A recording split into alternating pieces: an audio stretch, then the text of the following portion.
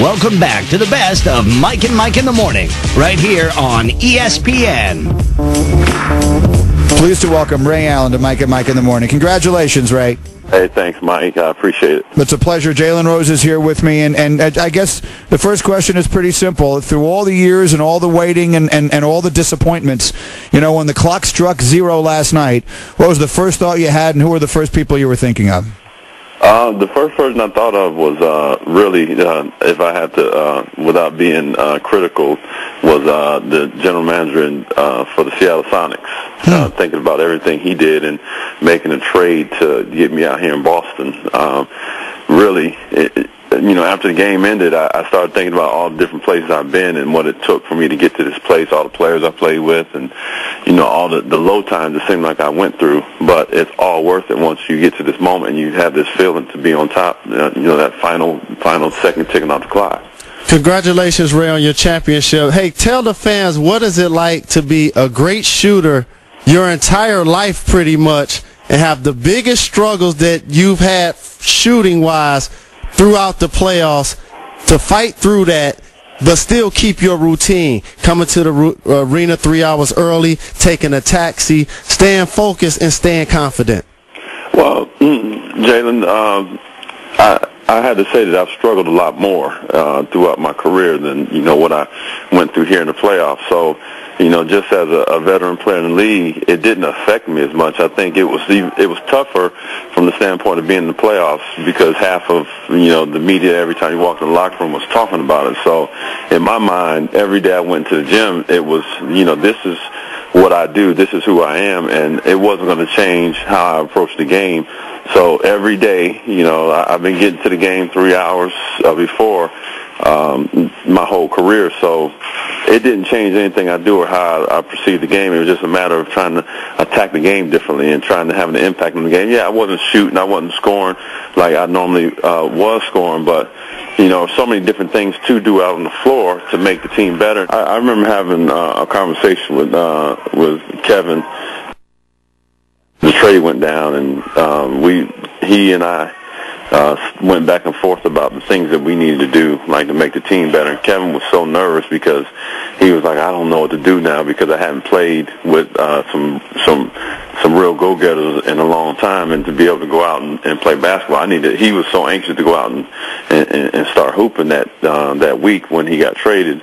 But that's what we talked about was, defensively. It was like I told him, I said, Kev, you're going to anchor a lot of what we do out there on the floor, but we got to communicate. We got to talk. Like, offensively, we know we can score. And then we got together with Doc on the day of the press conference, me, KG, and Doc, and he talked about some of the stuff that he's going to run offensively, but the most important thing was defense. And we always talked about, the commitment that it's going to take, and everybody's going to be held accountable. And I think the most beautiful thing, and Jalen, this, being held accountable as a player, it wasn't imposed by the coaching staff majority of the time. It was team imposed. Each player, you got James Posey, you got Kendrick Perkins, Sam Cassell, P.J. Brown, guys like that know defense, imposed the accountability on the team. It wasn't the coach always having to say something. Ray, I have to find myself telling people to recognize the fact that the Boston Celtics were the best team in the NBA the entire season. It's not a surprise. You can't talk about this series like the Lakers lost it.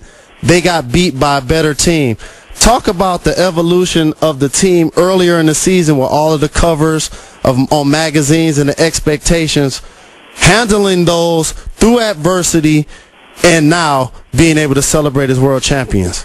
Well, we were a great cover story. We were a great PR story for the NBA. We were great for the buzz around town. I think one of the toughest things here in this market was the Patriots and the Red Sox. The Red Sox just won a championship.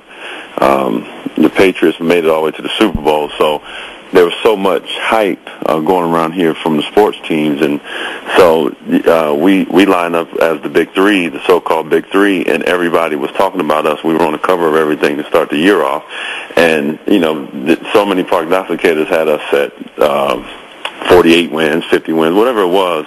they determined what they thought, how many games we were going to win, because they said, well, we're going to fold. We weren't going to be on the same page. Egos weren't going to be checked at the door. There wasn't enough balls to go around. How are we going to manage?